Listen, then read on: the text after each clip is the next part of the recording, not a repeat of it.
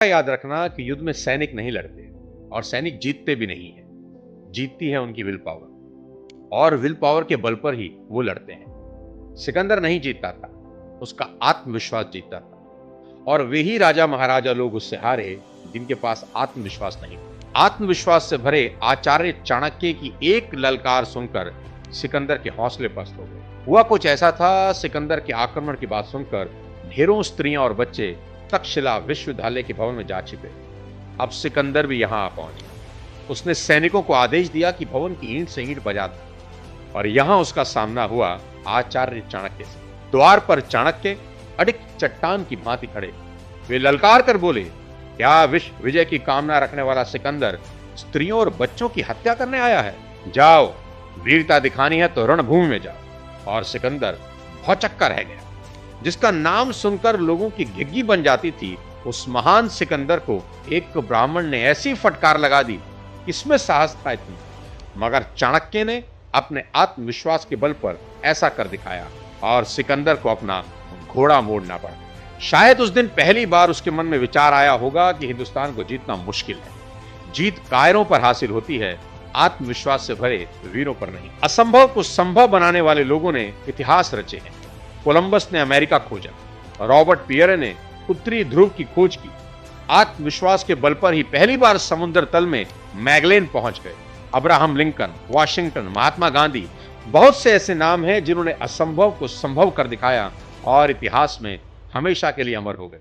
ध्यान रहे, इन्होंने जो भी खोजें की, जो भी क्रांति की, या जितने भी वैज्ञानिक शोध किए, ये सब उस जमाने की बातें हैं जब आज जैसी फैसिलिटी नहीं थी, इंफॉर्मेशन के प्रॉपर साधन नहीं थे, कोई टेक्नोलॉजी नहीं थी।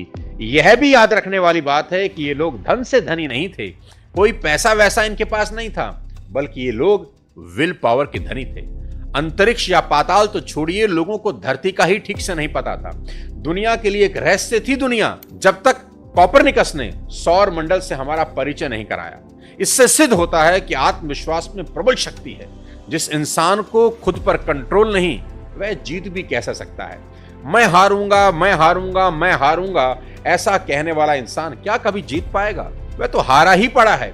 उसे बस खेल की औपचारिकता पूरी करनी है। साथियों, दुनिया में जिन भी लोगों ने सफलता को छुआ है, उन सबके सामने सबसे बड़ी चुनौती के रूप में उन्हीं के लोग खड़े थे, जो चीख चीख कर कह रहे थे, तुमसे ना हो पाएगा। जब कोलंबस ने बीड़ा उठाया, शुरू में लोगों ने पागल कहकर मजाक बनाया।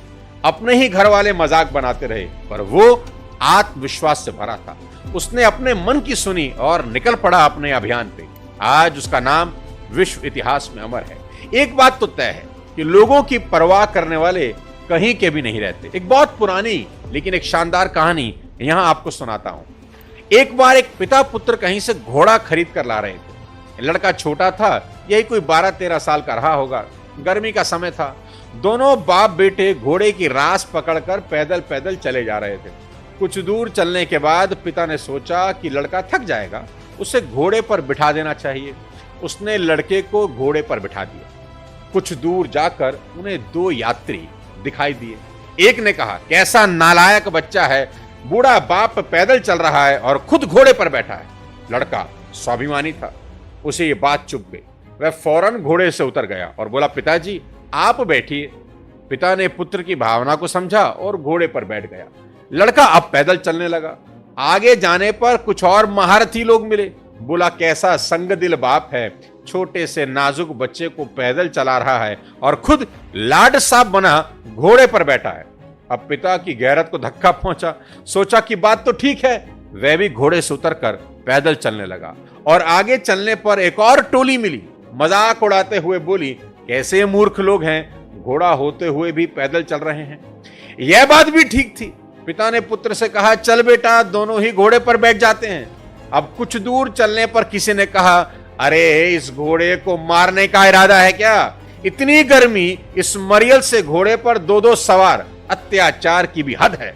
अब बाप और बेटा दोनों घबराकर घोड़े से उतरे। एक पेड़ की छांव में बैठकर सोचने लगे कि अब क्या करें, दुनिया तो किसी हाल में जीने नहीं देगी।